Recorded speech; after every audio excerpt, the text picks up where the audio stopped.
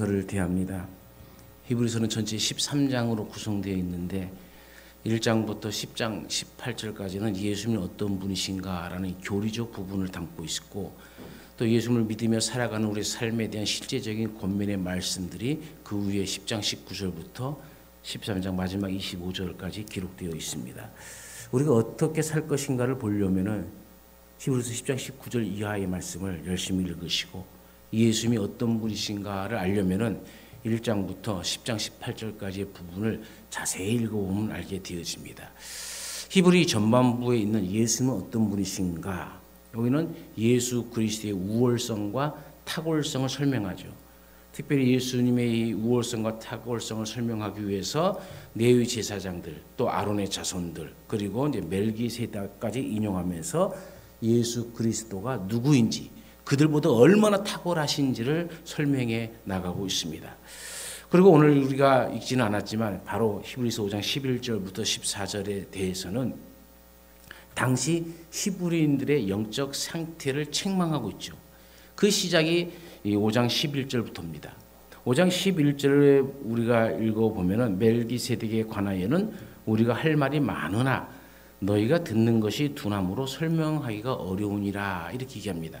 이 말을 쉽게 새 번역 성경으로 이야기하면은 멜기세덱에 관해서는 내가 할 말이 많지만은 여러분의 귀가 둔해진 까닭에 설명하기가 참 어렵습니다라는 뜻이에요. 12절에서는 보다 더 구체적인 실상을 폭로하고 있는데 제가 이것을 쉽게 새 번역 성경으로 읽어드리겠습니다. 시간으로 보면 여러분은 이미 교사가 되었어야 할 터인데 다시금 하나님의 말씀의 초보적 원리를 남들에게서 배워야 할 처지에 놓여 있습니다. 여러분은 단단한 음식물이 아니라 젖을 필요로 하는 사람이 되었습니다. 그런 얘기예요. 오늘 우리가 이 본문을 통해서, 이 말씀을 통해서 우리의 모습을 다시 한번 직시해 봐야 됩니다. 우리는 오랜 세월 동안 교회에 다녔지만 교사로 있는 것이 아니라 이 교사가 뭡니까? 우리가 이 12절 말씀에 보면은 너희가 마땅히 선생이 되었어야 할 텐데, 이 선생을 새 번역 성경에는 교사라 했어요. 여러분 교사나 선생이나 뭐 그렇게 틀린 말은 아닙니다만은, 그럼 여러분 교사는 뭐고 선생은 뭡니까? 그것을 단어적으로 설명하는 것이 아니라 본을 끼치는 사람이라는 것을 뜻을 갖고 있다는 거예요. 우리가 선생님을 보고 학생들이 배우지 않습니까? 선생님이 가르치는 것을 배우고 그 행실을 배우는 거잖아요. 우리가 시간적으로 10년, 20년, 30년, 40년을 자랑할 것이 아니라 내 신앙이 누군가에게 본이 되어지고 있는가. 이미 시간적으로 보면은 1년이 넘고 2년이 넘고 10년이 넘고 20년이 넘었는데 아직도 그런 본을 끼치는 사람이 아니라 초보로 들어가서 뭘 해야 될지도 모르는 그런 존재로 있었다는 것이 오늘 우리의 문제가 아니라 히브리 기자가 기록할 당시도 그렇고 사실 오늘도 우리가 그렇게 살아가는 거예요. 이미 장성한 어른을 놓고 연수에 합당한 단단한 음식을 먹을 수 있어야 되는데 아직도 영적으로 미흡하고 미약해서 선과 악을 분별하는 말씀도 깨닫지 못하고 자각력도 없고 믿음으로 살아가야 하는데 매번 넘어지고 뒤돌아보고 아쉬워하고 후회하고 다람쥐 쳇바퀴도 계속적으로 우리 신앙이 그렇게 돌고 돌고 돌아서 항상 그 자리에 있다는 거예요. 하나님께서는 우리가 하나님을 알게 되고 인격적으로 우리가 하나님을 만났을 때에 우리의 마음속에 믿음이라는 그 이름의 씨앗을 선물로 주셨습니다. 그래서 우리는 예수 그리스도를 나의 주님이라 고백하는 그 씨앗이 자라기 시작합니다. 그런데 그 믿음의 씨앗을 귀하게 여기지 않고 방치합니다. 그저 그냥 종교 생활 하듯이 그저 주님이 나의 삶의 주가 되어지는 것이 아니라 여전히 내가 주인이 되고 주님은 필요에 따라서 내게 필요하신 분, 내가 급한 것, 아픈 것, 뭐 위급할 때만 주님하고 찾으면은 주시는 분으로만 생각하고 몇십 년을 신앙생활을 그렇게 하니 그 씨앗이 자랄 수가 없는 거예요. 멈춰버린 겁니다. 성장이 멈추었어요. 오늘의 말씀을 빌리자면 마땅히 교사가 되어야 되는데, 마땅히 선생이 되어야 되는데 여전히 초등학교 학생처럼 아직도 기억니은 지금만 계속적으로 그 입술에 외국고 그것이 전부인 것처럼 한글 몇 글자 안다고 애들이 얼마나 자랑합니까? 그것이 전부인 것처럼 떠들어대는 아이와 같은 그 모습이 교인들의 모습이었다는 것이죠. 반면에 또 그렇지 않은 사람도 있어요. 하나님을 만난 지 그리 오래되지 않았더라도 우리 마음속에 믿음이라는 그 씨앗을 주신 하나님께 감사하고 매일같이 우리 주님과 함께 동행하고 갖고 나가는 분은 마음속에 커다란 믿음의 나무 한 그루가 오늘도 그 풍성한 열매를 맺히기를 준비하며 자라나고 있는 것이죠. 그 사람은 오늘도 하나님과 동행하는 삶을 살며 예배 시간에 나오는 것이 가슴 설레이고 무심코 불어오는 바람 속에서도 하나님의 그 일하심을 주목하고 반응하고 찬양하며 살아갈 수가 있는 거죠. 오늘 하루도 하나님께서 행하실 일들로 인해 기대에 찬 부푼 마음을 안고 태양이 떠오르기를 기다리고 있는 사람들도 있습니다. 오늘 우리는 어떤 모습으로 살아가고 있습니까? 또 어떻게 살아가야 할까요? 그래서 몇 가지로 얘기하고자 합니다. 그 첫 번째는 우리는 이 초보에서 벗어나 성장과 성숙으로 변해가야 합니다. 그러므로 우리가 그리스도의 도의 초보를 버리고 죽은 행실을 회개함과 하나님에 대한 신앙과 이렇게 일절하잖아요. 뭘 버리라고 합니까? 그리스도의 도의 초보를 버리라 얘기합니다. 버리고 여러분이 버린다는 게 뭡니까? 이것 그릇에 이렇게 있으면 이것을 쑥 던져버리는 것이 버리는 겁니까? 여기서 그 버리고는 말은 그것을 의미하는 말이 아닙니다. 버린다는 말은 포기하고 버리라는 것이 아니라 극복해 나가라는 겁니다. 극복해야 된다는 거예요. 어려움이 있느냐? 그 어려움을 뛰어넘으라라는 겁니다. 우리의 사고방식과 가치관과 우리의 삶의 터전을 고정시켜 놓는다면 믿음은 자라지 않습니다. 아브라함이 하나님의 음성을 듣고 갈대아 우를 떠나지 않았더라면 그는 결코 적과 꿀이 흐르는 가나안 땅에 진군할 수 없었고 그것을 누리지 못하는 것이지요. 대부분의 사람들은 변화를 원하면서도 자기 자신은 안 변하려고 그래요. 네가 변하라고 그래요. 변화는 내가 변해야 되는데 중요한 건 나의 변함인데 나는 안 변하려고 그러고 네가 변해야 된다라고 생각하며 살아간다는 거예요. 우리 신앙인도 별 다를 바가 없다는 것이죠. 먼저 우리는 우리 자신이 변화되기를 결심해야 됩니다. 변화되기를 결심하지 않는 한 우리는 변화될 수가 없는 거예요. 성장이라고 하는 것은 가만히 있어도 되는 것이 아닙니다. 껍질을 깨야만 성장이 가능한 것이죠. 어린아이의 모습을 버리지 않는 한 어른의 성숙한 옷을 입을 수가 없는 겁니다. 계속 어린아이 같은 마음을 가지면서 아무리 이 성숙한 신앙을 외쳐본들 그것이 무슨 의미가 있겠습니까? 오늘 우리는 유치한 신앙의 모습을 버리고 어린아이 같은 신앙의 모습을 버리고 하나님이 기뻐하시는 성장된 성숙한 그리스도인들이 되시기를 간절히 축원합니다. 두 번째로는 바른 진리 가운데서 성숙으로 나아가야 된다는 것이죠. 성장만 되고 되는 것이 아닙니다. 바르게 자라나야죠. 2절 말씀에 보면 뭐라고 얘기합니까? 성장의 목표가 있어요. 완전한 데 나아갈지니라 그래요. 완전한 데로 나아가야 된다는 얘기입니다. 우리의 성장 목표는 성숙입니다. 완전한 데로 나아가는 것은 성숙한 데로 나아가라는 것이에요. 가을에 익은 곡식과 과일처럼 성숙한 과일은 보기도 좋고 먹으면 맛있기도 한 거잖아요. 덜 익은 과일은 한 씹으면서 뱉어버립니다. 덜 익은 과일은 자기 자신을 위해서도 사람을 위해서도 아무런 기쁨이 되어지지 못합니다. 사람도 마찬가지 아닙니까? 덜 익은 사람은 온통 가는데 시큼한 냄새만 풍기고 다닐 뿐이죠. 이거까지 못하기 때문에 그래요.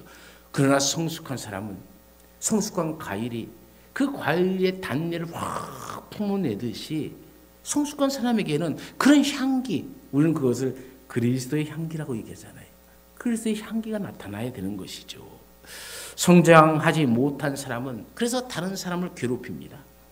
그 사람의 시간도 뺏어버리고 물질도 뺏어버리고 그 공로도 뺏고 다 자기 중심적으로밖에 살지 않아요. 이게 어린아이잖아요. 어린아이는 뭐든지 자기 중심으로 끌어당겨야 하는, 그래야 만족을 해야, 그래야 울지 않죠. 그러나 어른이 되어서 똑같이 그런 짓을 한다면 그건 성장하지 못했기 때문입니다. 육신은 성장했는데 그 심령이 성숙하지 못한 결과입니다. 성숙한 사람은 언제나 남을 도와주고 있습니다. 남에게 피해를 끼치지 않고 남의 영적 유익을 도와줄 수 있는 사람, 저 사람에게 무엇이 필요한지를 그 사람 입장에 대어서 한번 다시 생각해보고, 그리고 내가 도울 수 있는 것을 기꺼이 도울 수 있는 사람이 성숙한 사람이죠. 그것이 안 될 때는 서로 협력하고, 내 힘으로 부족할 때는 같이 힘을 모아서 우리 이렇게 하는데 우리가 이런 선한 사업을 하고 선한 일들을 해나가야 되지 않겠나 하면서 이 영적 유익을 도모하며 그리스도의 향기를, 그리스도의 빛을 드러내는 삶으로 바뀌어져야 가는 것이죠. 오늘 우리가 뛰어넘어야 할 이 6가지 장벽이 성경에 기록되어 있어요. 우리가 그렇게 살기를 원하지만은, 그렇지 왜 그렇게 살지 못하느냐? 그럼 바로 이 6가지 장벽 때문에 그래요. 그게 뭡니까? 그 첫 번째가 죽은 행실에 대한 회개입니다. 죽은 행실이 뭡니까? 죽음을 가져왔던 나쁜 행실이에요. 나의 인격을 파괴했던 행실들입니다.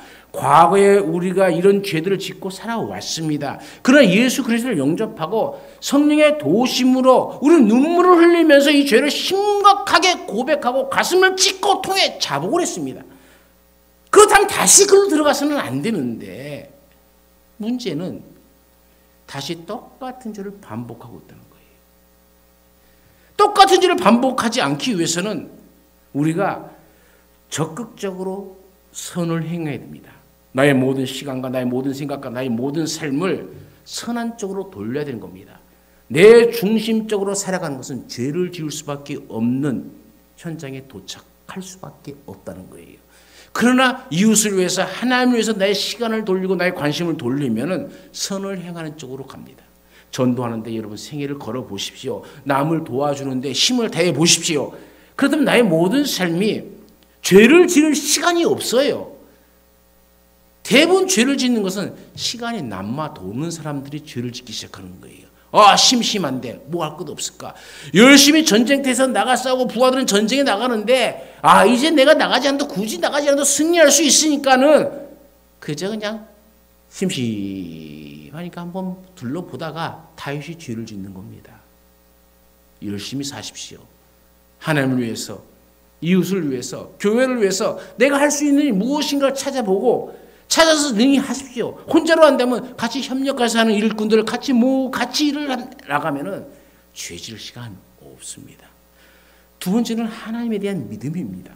우리가 인생을 살아가며 신앙생활을 하면서 환경이 좋고 모든 것이 잘 되면 하나님을 잘 섬기지만, 병이 오고 가정 어려움에 부딪히면, 감당할 수 없는 일이 생기면은 의심이 생기고 절망하고 좌절합니다. 이것이 바로 어린아이의 신앙이에요. 이걸 어린아이를 전도해 봤습니까? 참 아이들이 무섭다라는 생각을 저는 했었어요. 개척교회를 했는데 옆에 엄청 큰 교회가 있어요. 우리 아이들 나름대로 모아갖고 한 10명, 20명 가까이 오는데, 저쪽 큰 교회에서 아이들한테 닌텐도 뭔지 아세요? 아이들 게임하는 기계예요. 거기에 4번 한 달 원지 빠지지 않고 참석하면 그 교회에서 닌텐도를 준대. 우리는 그걸 줄 수도 없는 형편이에요. 그러니까 애들이 주일날 아침에 갑자기 없어졌어. 이거 도대체 어찌된 일인가? 주일학교 애들이라고는 우리 애들밖에 없어. 그래서 무슨 일이지? 이게 단체로 아플 일도 아니잖아요. 코로나 기간도 아닌데 그때는. 그래서 나가서 그 아이들을 만나봤어요. 뭐 학교가 바로 옆이었으니까. 그랬더니 뭐라고 하냐면, 목사님 4주 딱 지나면 갈 거예요. 그래서 교회 다시 갈 거예요. 그래서 근데 왜 4주인데? 그랬더니 하는 말이, 그 교회에서요 4번만 나온 닌텐도 준다고 그랬어요. 우리 엄마 아빠도 안 사주는데요, 닌텐도를 주니까 닌텐도 딱 받으면 내가 교회 다시 나갈게요. 아이들에게는 교회 나오는 것을 장난 삼아 나오는 것을 만든 사람들이 누굽니까? 교회 목사예요. 어른들이에요. 심어주어야 할 신앙은 심어주지 않고 뭐 준다, 뭐 먹는다, 뭐 논다 하는 데는 열심히. 그래서 기도는 없어지고 노는, 결국 남은 게 뭐냐면 노는 문화밖에 남는 게 없어요. 그런 일이 자라나서 신앙생활 하겠습니까? 신앙생활은 교회에서 뭐 준대?부터 따져요. 거짓입니까? 아니, 그것을 한국 교회가 아이들에게 심어놓은 거예요. 그 이유로 보십시오. 10년 지나고 20년, 30년, 40년 지나고 청년들이 교회에 없어져 버린 시대가 돼버린 거예요. 죄입니다. 신앙을 잘못 가르친 죄죠. 받으면 오고 안 주면 떠나가는, 이건 우리 어린아이 같은 신앙이 지금 우리 가운데도 있지 않습니까? 누가 뭐 한다고 무슨 일이라고 하면은 본 교회 뭐 아무 상관없어요. 쑥 가버려고 쑥 가고 다 빠져나갔다가 또 혹시나 쑥 다시 들어오고. 참 이게 무슨 짓인가? 이게 과연 하나님이 기뻐하신 일인가를 깊이 생각해 봐야죠. 우리의 삶 속에 여러분 원하지 않는 비가 오기도 하고 폭풍이 치기도 하고 먹구름이 일 수도 있잖아요. 어려움이 옵니다. 그러나 그 어려움 속에서도, 그 폭풍 속에서도 태양은 여전히 떠 있다는 것을 우리가 알아야 되잖아요. 그 먹구름 속에, 그 먹구름만 넘으면 그 뒤에 은빛 광채가, 햇빛이 얼마나 찬란하게 비치고 있습니까? 하나님은 지금도 살아 계십니다. 여러분 믿습니까? 그렇다면 우리는 하나님을 변함없이 믿어야 되고, 어떤 일을 만나도, 어떤 절망도, 어떤 역경도, 저기서 무엇을 준다는 유혹을 해도, 저기서 뭐라고 떠들어도, 어떤 고통이 나를 괴롭힌다 할지라도 신실하게 하나님을 신뢰하는 것을 포기해서는 안 된다는 얘기입니다. 이 신앙이 히브리 기자가 기록하는 이 당시에 흔들려 버렸다는 거예요. 그래서 이 말이 들어가는 겁니다. 세 번째는 세례에 관한 혼돈에서 벗어나야 됩니다. 세례들이라는 복수를 사용하고 있는데, 여러분 구약 유태인들과 전례 예식과 또 신약의 세례 등 여러 가지 종류의 이 세례에 관한 것들로 생각할 수도 있고, 물세례와 불세례로 생각할 수도 있겠죠. 그런 세례할 때 보면 이 세례를 분명히 알지 못하고 세례 받으시는 분도 있어요. 교회에 나오니까 세례 받으려니까 세례가 뭔지도 모르고 받아요. 세례 교육을 합니다. 세례 교육을 해도 그게 뭔 말인지도 모르고 받는 거예요. 어떤 사람은 자기가 과거에 세례를 받은 것이 시원치 않다고 또다시 세례를 새롭게 받아야 된다고. 옛날에 그 어느 목사한테 세례를 받았는데 그건 조금 약간 좀 하니까 내가 오늘 목사님 때문에 은혜를 받았으니까 목사님한테 세례를 다시 받겠습니다라고 하는 사람도 있어요. 별 사람들 다 있어요. 세례가 시원치 않다고 이거 두 번 받는 것이 아니지 않습니까? 어떤 사람은 세례를 받는데 진리의 내용을 모르는 사람도 있고, 이거 잘못된 거예요. 그 세례는 받으나 마나하는 겁니다. 신앙 고백이 분명치 않는데도 세례를 받는다면 안 받는 것이 좋습니다. 분명한 그리스도에 대한 신앙 고백이 있고 난 다음에 세례가 베풀어져야 되는 것이죠. 그러면 세례에 대한 갈등 속에 있는 사람은 아직도 어린 신자라는 얘기입니다. 여기서 벗어나라라고 얘기합니다. 특별히 우리가 세례에 관해서는 우리가 깊이 알아둘 것이 있어요. 고린도 교회의 싸움의 문제가 뭡니까? 나는 아볼로파다, 나는 그리스도파다, 나는 게바파다. 왜 그렇게 싸웁니까? 왜 그렇게 싸웠어요? 이유는 하나였어요. 누구에게 세례를 받았느냐는 거예요. 누구에게 세례를 받았냐? 나는 바울에게 받았어. 그러니까 한 교회에서 바울파. 나는 게바에게 받았는데 게바파. 다 갈라져 버리는 겁니다. 여러분, 누구에게 받았든지 세례는 하나입니다. 그것은 통로일 뿐이에요. 목사는 세례를 주는 통로일 뿐이에요. 누구에게 받은 것이 중요한 것이 아닙니다. 그 세례를 통해서 내가 예수 그리스도의 사람임을 선포하고 세상 가운데 나아가서 예수 그리스도의 이름으로 살아가는 것이 세례가 의미하는 바이죠. 세례의 주체는 예수님이십니다. 이것을 혼돈하지 말라는 거예요. 그 다음에 나오는 게 뭡니까? 이 안수에 대한 혼돈이에요. 여러분, 오늘날도 이 안수에 대한 혼돈이 많지 않습니까? 구약 성경에서 안수에 대해서 살펴보면 짐승에게 안수를 하죠. 누가 합니까? 주인이 짐승을 가져다가 그 머리에 손을 얹고 기도합니다. 안수하는 거예요. 그걸 왜 합니까? 내 죄가 많은데 이 모든 죄를 이 동물에게 다 뒤집어 씌웁니다. 하면서 안수하는 거예요. 그럼 그 동물은 제물이 되어서 죽어요. 그리고 죽어가는 것을 보면서 내 죄가 사해졌다라는 것을 받는 거죠. 이게 짐승에게 한 안수. 또 사람에게도 안수합니다. 여러분 보십시오. 아브라함이 자기 자손들의 머리에 손을 얹고 안수를 하죠. 그죠? 야곱이 죽을 때도 다 12아들을 다 불러놓고 안수를 하잖아요. 그 이름들을 불러가면서 합니다. 그래서 야곱이 이 안수 기도도 유명한 거 있지 않습니까?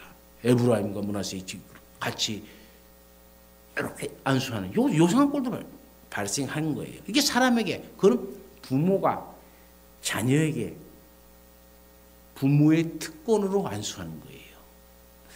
세 번째는 직분을 임직할 때 안수를 합니다. 이건 성직자가 하는 거죠. 이때도 안수를 쓰죠. 구약 성경에는 제사장, 선지자, 왕에게 안수합니다. 오늘날도 마찬가지죠. 목사로 임직할 때 목사도 안수를 받고 장로, 안수집사, 권사도 임직을 다 합니다. 그 안수를 하죠. 그런데 중요한 것을 보면 이 안수를 누구에게 받느냐 그거 갖고 싸워요. 참 사람이 희한하다. 하나님 봤을 때는 하나님 보시기에 인간들은 참 별종이다. 내가 창조하지만 이렇게 별종인 인간들은 처음이다 그럴지도 몰라요. 제가 목사 안수 받을 때에 7명이 같이 안수를 받았어요. 그 영등포 노회에서 안수를 받았는데 이 안수가 이렇게 쭉 있는데 저분은 내가 존경하는 목사님이고 저분은 아주 싫어해. 근데 하필이면 그 싫어하는 사람 앞에서 이렇게 있는데 그 싫어하는 사람이 와서 머리 손을 얹으려고 그러는 거예요. 그러니까 벌떡 일어나서 저쪽으로 하다가 자기가 좋아하는 사람 앞에 머리 탁 얹는 거예요. 그걸 보고 참 코미디도 이런 코미디가 어디 있을까 하는 생각이 들었어요. 누구에게 받는 것이 아니라 중요한 것이 아니에요. 안수의 능력은 그 주체는 주님이십니다. 오직 능력은 그리스도의 십자가에 있는 것이 그 사람의 손에 있는 게 아니라는 거예요. 그런데 우리는 자꾸 숨 봅니다. 모세가 홍해를 갈랐다 그러니까 홍해를 가른 것이 무엇이냐? 모세의 지팡이다. 모세의 지팡이가 무슨 홍해를 가릅니까? 근데 우리 지팡이에 매달려 버리는 거예요. 여러분 천주교의 우상이 뭡니까? 십자가 어디 나무 하나 주워와갖고 이게 예수님의 못 박힌 십자가가 오랜 세월에서 갈라진 거다 하면서 그 십자가 나무 붙잡고 있어요. 우리는 그 나무가 중요한 것이 아니라 우리를 위해서 십자가에 달리신 주님이 중요한 것인데 주님은 다 챙겨쳐버리고 그 나무에만 집중하고 있는 거예요. 세례나 안수나 마찬가지 아닙니까? 능력은 주님이신데 주님을 바라보지 못하고 사람의 손을 바라보고 그 손에 의지하고 이것이 얼마나 오해를 불러일으키자는 거예요. 이런 오해에 빠지지 말라는 겁니다. 다섯 번째는 죽은 자의 부활에 대해 이야기하지 말라고 합니다.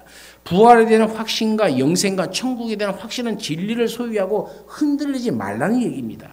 불안해하지 말라는 거예요. 내가 이래도 천국에 갈 수 있나? 그런 염려하지 말라는 거예요. 죽은 자의 부활은 분명히 있다라고 선포하는 겁니다. 그래서 다시는 이 문제에 흔들리지 말고 기꺼이 순교할 수 있는 자리에 우리가 순교함으로 나아가자. 그리스도를 위해 죽자. 그 죽음 뒤에는 우리에게 부활이 있다. 이것을 선포하는 거예요. 그런데 믿지 않는 사람들이 또 결신한 게 자라나지 못한 사람들이 그것을 갖고 유혹을 하는 거예요. 그러니 얼마나 넘어지기 쉽습니까? 천국이 어딨냐 지옥이 어딨냐 가봤냐 뭐 이렇게 따지고 드는 거예요. 그러니 믿음이 흔들리는 거예요. 야, 만약 천국 없다면 내가 헛것 아니야? 괜히 내가 죽을 필요가 뭐가 있어? 마치 이 세상이 전부인 것이냐 떠들어대는 자에게 그들의 속삭임에 넘어가지 말라는 얘기입니다. 여섯 번째는 영원한 심판에 대한 확실한 진리를 가지고 있으라는 얘기예요. 한 번 죽은 사람에게는 정해진 것이 심판입니다. 여러분 천국은 있지만 동시에 지옥이 있다는 사실도 알아야 됩니다. 현대인들은 지옥에 가는 설교를 엄청 싫어해요. 그래서 뭐라고 얘기하면 아주 대놓고 목사님 다른 설교는 다 해도 지옥에 가는 설교는 하지 말았으면 좋겠습니다. 그래. 왜 그렇습니까? 지옥은 분명히 있습니다. 있기 때문에 우리가 직시해야 되는 겁니다. 이 땅의 모든 것이 전부가 아니라는 사실을 알아야 됩니다. 제가 가만히 생각해 보니까 사람이 죽는 얘기를 하는 것을 좋아하지 않아요. 다 죽을 거면서 그 죽음에 대한 얘기를 하면 싫어해요. 안 좋아해요. 그런 의미에서 지옥에 관한 설교를 좋아하지 않는 이유 중에 하나도 죽음이라는 것이 싫어서죠. 왜 싫어해요? 가만히 생각하고 내 삶을 뒤돌아보니까 꼭 지옥 갈 것 같거든요. 꼭 지옥 갈 것 같으니까는 아예 얘기하지 않았으면 좋겠다. 이게 뭐라고 얘기하면 잠재 불안이라고 얘기한 거예요. 내 속에 잠재 불안이 있는 거예요. 죽음에 대한 불안, 그리고 믿음에 대한 확신이 없으니까는 나는 어쩌면 지옥 갈지도 몰라라는. 왜? 내 삶을 내가 누구보다 잘 알잖아요. 그럼 뒤돌아보니까 꼭 나는 지옥 같지만 한 거예요. 그래서 두려워 떠는 겁니다. 그러나 여러분, 염려하지 말라라고 얘기합니다. 주 예수를 믿으라. 그리하면 너와 내 집에 구원을 얻으리라 말씀하고 있잖아요. 그러면 여러분, 예수님을 온전히 믿으시고 죽음을 이기시는 천국의 소망을 갖는 성도들이 되어질 간절히 축원합니다. 세 번째로 소망의 풍성함이 이르고 믿음과 오래 참음으로 약속을 받은 자들을 본받으라 얘기합니다. 히브리서 6장 3절에는 이렇게 얘기하죠. 하나님께서 허락하시면 우리가 이것을 하리라. 여러분, 이것이 뭡니까? 2절 끝에 완전한 대로 나아갈지니라 하는 말입니다.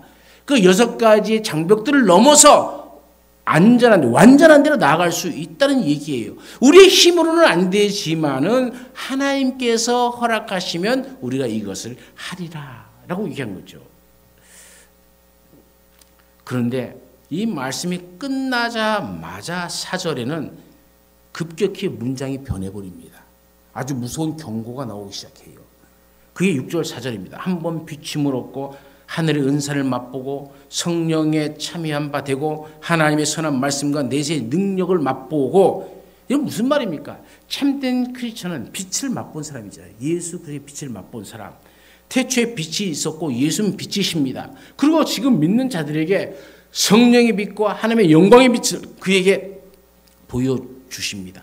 참된 크리스천은 하늘의 은사를 맛본 사람이에요. 하늘이 주는 평안, 하늘이 주는 기쁨, 하늘에서 주는 자유와 그리고 수고하고 무겁고 모든 죄짐과 죄악을 벗어버리는 이 축복을 맛본 사람들 아닙니까?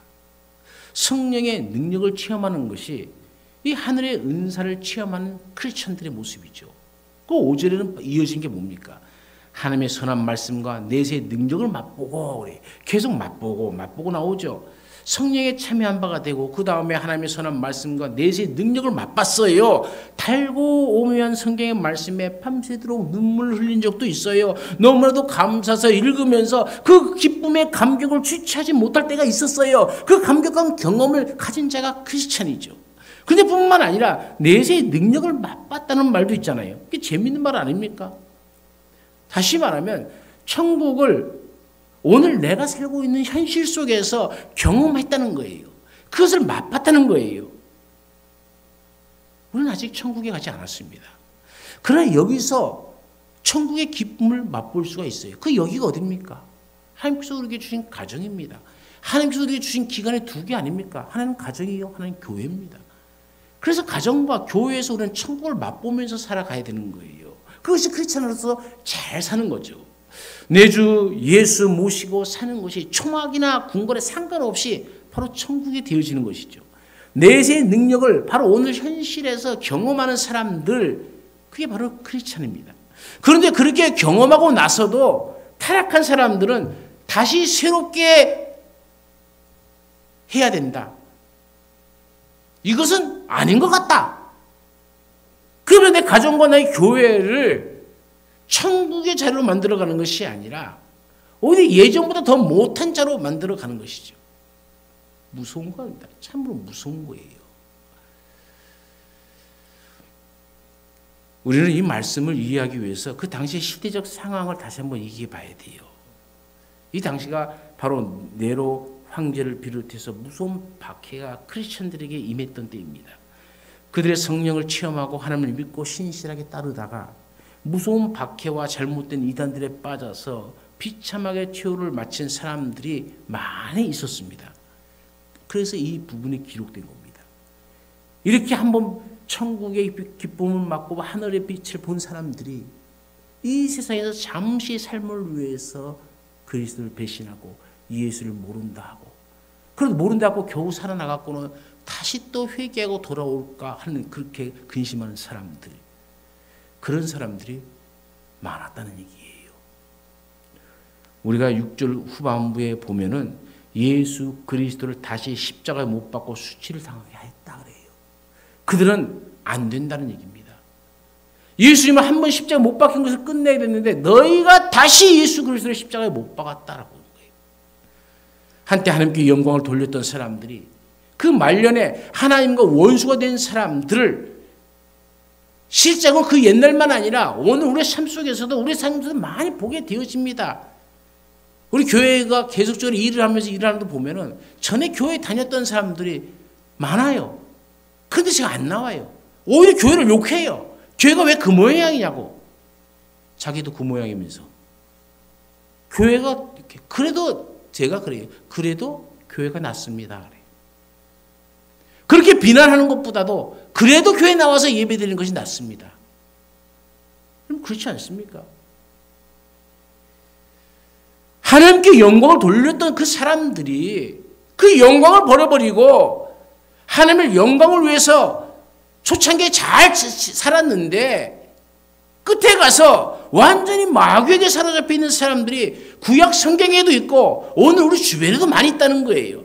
여러분, 예수님을 처음 잘 믿는 것도 중요하지만은 끝까지 신실하게 잘 믿는 것은 더 중요한 겁니다. 시작도 중요하지만 끝이 더 중요하기 때문에 그래요. 우리가 예수를 잘 믿고 있는 것, 그것을 참 감사할 일입니다. 그러나 끝까지 잘 믿지 않으면 이런 엄청난 멸망의 길을 가게 된다는 것을 그 당시에 그 핍박과 이단의 모든 유혹 속에서 그런 경우들이 많이 있었다라는 것을 이야기하면서 경고하는 겁니다. 그래서 이 경고의 끝이 뭡니까? 두 땅에 대한 비유가 나오잖아요. 땅에 비가 내립니다. 똑같이 땅의 비를 흡수하는데 한 땅은 채소를 생산하는 땅이 되었고 한 땅은 가시와 은근키를 생산하는 땅이 되었어요. 그래서 한 땅은 복받은 땅이요 한 땅은 저주받은 땅이 되었다라고 이야기합니다. 우리는 어느 땅입니까? 우리 모두가 복받는 축복의 땅이 되어지길 간절히 축원합니다. 이런 엄청난 경고의 무서운 말씀이 있는 반면에 9절에 가면은 또 한 번 전환되어지는 말씀이 나오죠. 사랑하는 자들아, 이런 말이 나와요. 사랑하는 자들아. 이 사랑하는 자들이란 말은 여러분 히브리서를 집에 가서 읽어보세요. 히브리서 전체 여기 딱 한 번 나오는 말이에요. 얼마나 소중한 말입니까? 무섭고 엄격한 말 뒤에 가장 사랑스러운 말이 나온다는 거죠. 이 말이 무슨 뜻입니까? 내가 너희를 사랑하지 않는다면 이 말을 할 필요도 없다는 얘기예요. 내가 너희를 사랑하기 때문에 이 엄청난 말, 이 엄격한 말, 이 때리는 것 같은 말, 너희가 듣기 싫은 말이지만 나는 해야 된다는 거예요. 사랑하기 때문에. 여러분, 실수해서 매 맞는 것이 낫습니까? 아니면 경고를 받는 것이 나을까요? 너 그러면 맞아? 하는 말과 몽둥이 갖고 와서 때리는 거, 둘 중에 어떤 게 나아요? 생각 안 해보셨어요? 경고의 말이 훨씬 가벼운 거죠. 여러분들이 받은 축복을 소홀히 하지 않기를 바랍니다. 여러 가지 사소한 일 때문에, 여러 가지 세속적인 일 때문에, 여러 가지 개인적 감정으로 우리가 받은 이 구원을 놓치지 않기를. 승진을 한다고 나 교회 안 다닐 거야, 그딴 소리 하지 말라는 얘기예요. 무서운 말입니다. 이 무서운 말을 함부로 내 입으로 뱉어서는 안 된다는 거예요. 10절 말씀에 보면 하나님은 공의로운 분이시다고 얘기하지 않습니까? 하나님은 불의하지 아니하십니다. 하나님 우리를 심판하실 때 언제나 정확하게 심판하신다는 걸 아셔야 돼요. 어떤 때 예수 믿다 보면은 하나님이 너무하신다, 너무하신 거 아니야, 하나님 내 사정을 아실까, 하나님의 판단이 흐려지셨나, 하나님은 부장만 좋아하시는 것 같아, 하나님은 권력 있는 자들만 좋아하는 것 같아. 이런 생각이 들 때가 있잖아요. 하나님은 과연 역사를 주관하고 계시기는 계신 걸까? 이렇게 세상에 험한 것을 보면서도 어찌해서 하나님은 그냥 놔두는 것일까? 온갖 생각들로 우리의 머리가 복잡하게 얽힐 때가 있을 겁니다. 그러나 여러분 안심하십시오. 하나님은 공의로운 분이고 공의로움으로 지금도 심판하고 계심을 아셔야 됩니다. 한 번도 하나님에게는 불의가 없었습니다. 잘못된 판단도 없으셨습니다. 그렇기 때문에 하나님께서는 우리의 행위와 사랑으로 형제를 섬기는 것과 지금도 계속해서 형제를 섬기고 있는 것들을 누구보다도 잘 알고 계세요. 그래서 우리에게 이런 사랑의 권면을 하고 계신 겁니다. 성장하라고. 어린아이의 신앙에서 탈피하라고. 무서운 배도의 길에 들어서지 말라고. 하나님이 주신 복의 그 잔을 마시고 그 복된 길로 계속해서 걸어가라라고 이야기하고 있는 거죠. 히브리서 기자는 두 가지 결론을 내립니다. 첫 번째가 뭡니까? 열심을 가지고 부지런히 소망에 대한 확신을 끝까지 간직하라고 얘기합니다. 이 소망이 이를 때까지, 하나님의 영광의 풍성함이 돌아올 때까지, 하나님의 제 장성한 분량에 자랄 때까지 이 복음의 행진, 이 믿음의 행진을 계속하라는 말입니다. 두 번째로는 게으르지 말고 믿음과 인내로 약속된 것을 받은 사람들을 본받으라고 얘기합니다. 교회 안에서 본받을 사람이 있다는 것은 참 좋은 겁니다. 아무 본받을 사람이 없다는 것은 참 나쁜 것이죠. 그런데 우리가 본받을 때는 항상 자기 기준입니다. 하나님의 말씀에 의존하지 않아요. 나에게 잘해주는 사람은 좋죠. 나에게 나를 홀대하거나 학대하거나 나만 보면 인상 쓰는 사람 좋아요? 우리 교인들 마음이 다 좋아서 다 좋은 모양이네. 그렇지 않잖아요. 그래서 모든 판단 기준이 나예요. 그래서 성경은 내가 기준을 세워서는 안 된다고. 내가 죄인인데 내가 기준 삼다면 내 기준은 모든 것이 죄밖에 없죠. 하나님의 말씀이 기준이에요. 하나님의 뜻이 기준입니다. 우리의 믿음의 행진은 나 혼자 걸어가는 것이 아닙니다. 내 마음대로 걸어가는 것도 아닙니다. 내가 홀로 개척하는 것도 아닙니다. 이미 우리의 믿음의 선배들이 그 길을 갔다는 거예요. 그래서 히브리서 12장에는 믿음의 선진들을 쭉 나열합니다. 허당 구름처럼 둘러싸여 있는 믿음의 선배들이 얼마나 많은지를 소개하면서 그들을 바라보고 우리의 믿음을 걸어가라라고 얘기하는 거예요. 악정 고투 끝에 이 험한 인생의 항로 끝에 마침내 항구에 도달한 배처럼 믿음의 승리를 한 사람을 바라보라고 오늘 우리에게 권면하고 있는 거죠. 우리는 새로운 개척자가 아닙니다. 이미 주님께서 그 길을 가셨습니다. 우리는 그 길을 뒤따라가고 있는 겁니다. 많은 순교자들과 믿음의 선배들이 이미 그 길을 갔습니다.